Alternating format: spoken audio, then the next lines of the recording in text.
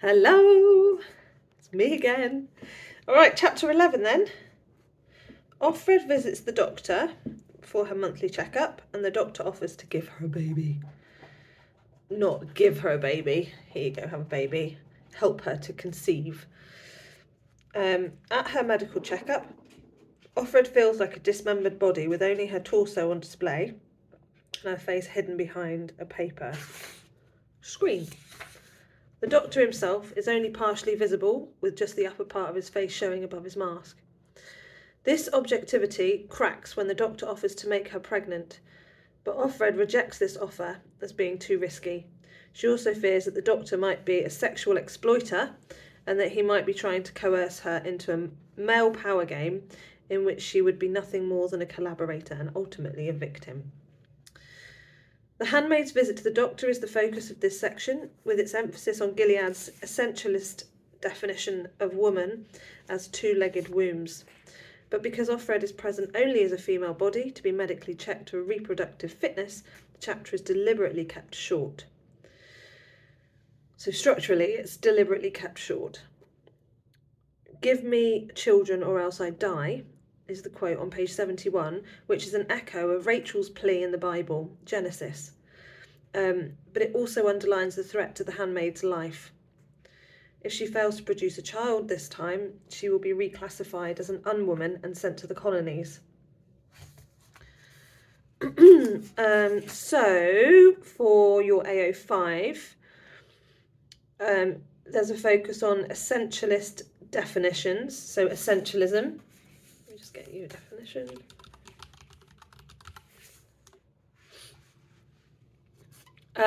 Essentialism is, in the broadest sense, is any philosophy that acknowledges the primary of essence. Unlike existentialism, which posits being as the fundamental reality, the essentialist ontology must be approached from the metaphysical perspective. It's the idea that people and things have natural characteristics that are inherent and unchanging. Essentialism allows people to categorise or put individual items or even people into groups, which is an important function of our brains. But this has been being taken into an extreme in this chapter, that Offred as a woman, her natural characteristic is only to conceive a child, to bear a child. So the group she's being put into essentially is childbearer, and that's it. That's all she's worth. I've just got to let the dog out. Hang on. Okay, she'll want to come back in a minute, probably in approximately 30 seconds when she realises it's raining. So context here, AO3. This is a society where the birth rate has plummeted, and this reflects birth rates in the 80s in America. And as we know, as we spoke about today, The Handmaid's Tale was written in 86. So Atwood was writing at a time when population levels were reducing. So there is a link between the historical context at the time, what was happening in American society, and what's happened in Gilead. So the death was a primary concern of the new right, as the materials in Atwood's clippings file from the novel indicate. So there were lots of clippings that Atwood have. It might be worth you looking those up online. The new right, I'll give you a definition of that. At the time,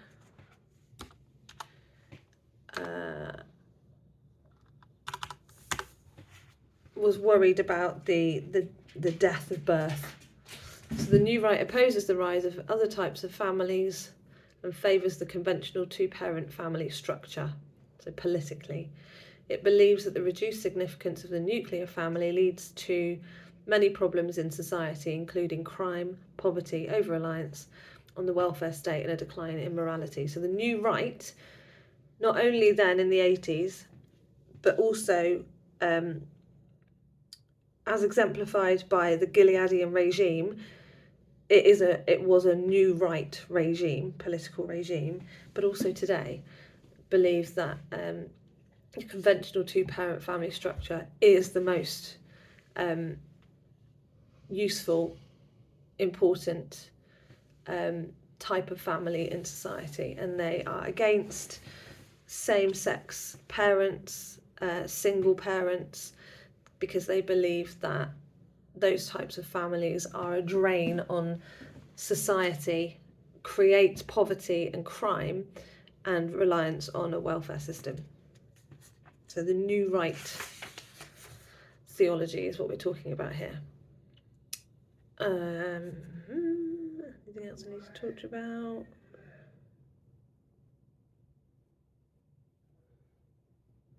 No, right. Let's put that there.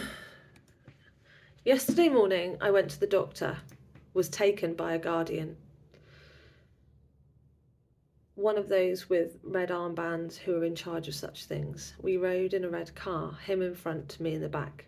No twin went with me on these occasions. I'm solitaire. So she's solitary. It's not something that she does with another handmaid. The was taken quote is changed, as it says on Genius, from the active tense. So I went to the doctor. Active or personal, usually using the personal pronoun, but it's been replaced to passive tense. I was taken, rather than I took myself. So it emphasises that she had no choice and no control over going to see the doctor. I'm taken to the doctors once a month for tests. Urine, hormones, cancer, smear, blood tests, the same as before, except that now it's obligatory. The same as before, as in before the time that Gilead took over. We have these tests. These tests are available to us, but now it's obligatory for her to have these health tests. We ride up in an elevator silently, the guardian facing me. In the black mirror wall of the elevator, I can see the back of his head. At the office itself, I go in. He waits outside in the hall with other guardians on one of the chairs placed there for that purpose. Inside the waiting room, there are other women, 3 of them, in red. This doctor is a specialist. Covertly, we regard each other, sizing up each other's bellies. Is anyone lucky? The nurse records our names and the numbers from our passes on the CompuDoc to see if we are who we are supposed to be. He's 6 feet tall, about 40, a diagonal scar across his cheek. He sits typing, his hands too big for the keyboard, still wearing his pistol in the shoulder holster. So far, as is assumed, the guardians are men, the guy on the computer is a man, the doctor is a man.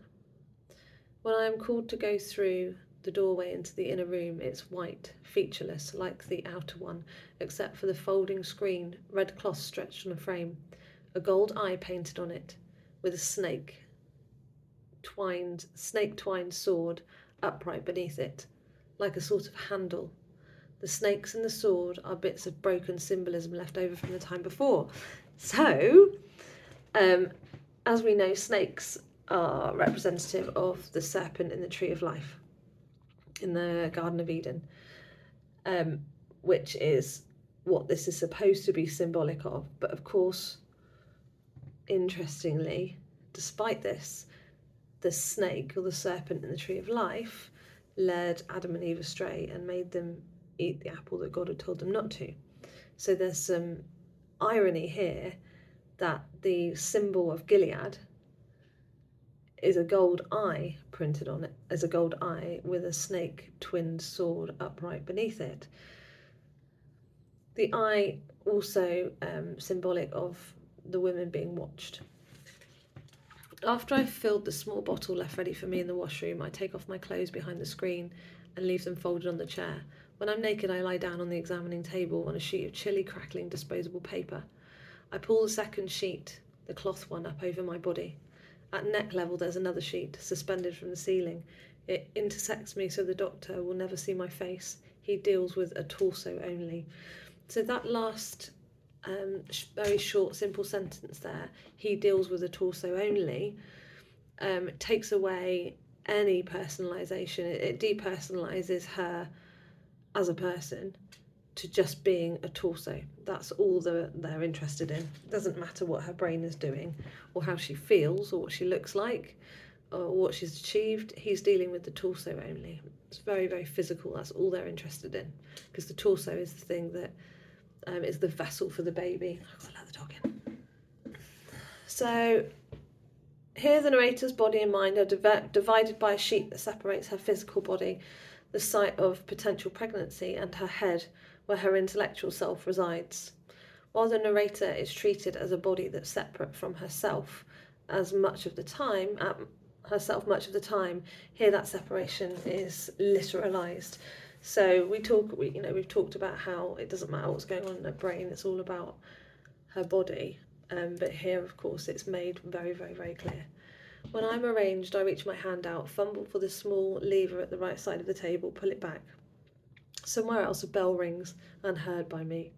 After a minute, the door opens, footsteps come in. There is breathing. There is breathing as opposed to the doctor is breathing, so more passive tense. But this doctor is talkative. How are we getting along, he said. Oh, I just remembered something. This could be an example of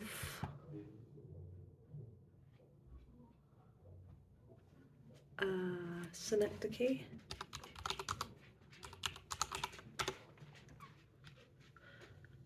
Yes, kind of. Synecdoche is a figure of speech in which a part is made to represent the whole or vice versa. So, for example, England lost by 6 wickets. Kind of. It could also be an example of metonymy, which is the substitution of the name of an attribute for that thing meant. For example, suit for a business executive. So loosely, you could say that this is both synecdoche and metonymy. The doctor is reduced to being described as there is breathing. She is being reduced to a torso. How are we getting along? He says, some tick of speech from another time, from the other time. The sheet is lifted from my skin. A draft pimples me. A cold finger, rubber-clad and jellied, slides into me. I am poked and prodded. The finger retreats, enters, otherwise withdraws. Nothing wrong with you, the doctor said, as if to himself. Any pain, honey? He calls me honey. No, I say, my breasts are fingered in their turn. A search for ripeness, rot. The breathing comes nearer. I smell old smoke, aftershave, tobacco dust on hair. Then the voice, very soft, close to my head. That's him, bulging the sheet. I could help you, he says, whispers. What? Shh, he says, I could help you. I've helped others. Help me, I say, my voice as low as his. How? Does he know something? Has he seen Luke? Has he found... Can he bring back? How do you think? He says, still barely breathing. Is that his hand sliding up my leg? He's taken off the glove. The door's locked. No one will come in. They'll never know it isn't his. He lifts the sheet. The lower part of his face is covered by the white gauze mask. Regulation. 2 brown eyes, a nose, a head with brown hair on it. His hand is between my legs. Most of the old guys can't make it anymore, he says, or they're sterile. I almost gasp. He said a forbidden word. Sterile. There's no such thing as a sterile man anymore. Interesting, because of course there are such things as sterile men, but it's become illegal to even suggest a man might be sterile. There are only women who are fruitful and women who are barren. That's the law. So it's all down to the woman. Lots of women do it, he goes on. You want a baby, don't you? Yes, I say. It's true, and I don't ask why, because I know. Give me children or else I'll die. So that is the quote I mentioned earlier. An echo of Rachel's plea in the Bible. Rachel, of course, is the inspiration for the Rachel and Leah Centre. Have I talked to you about Rachel and Leah in the story of Rachel and Leah in the Bible?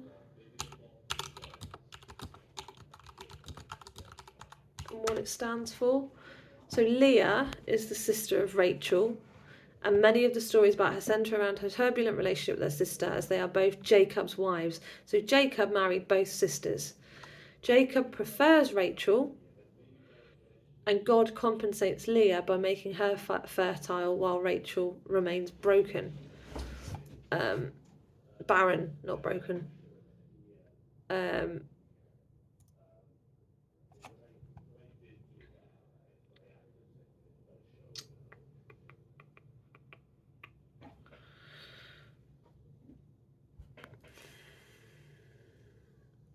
At first childless, Rachel eventually gave birth to Joseph and died giving birth to Benjamin.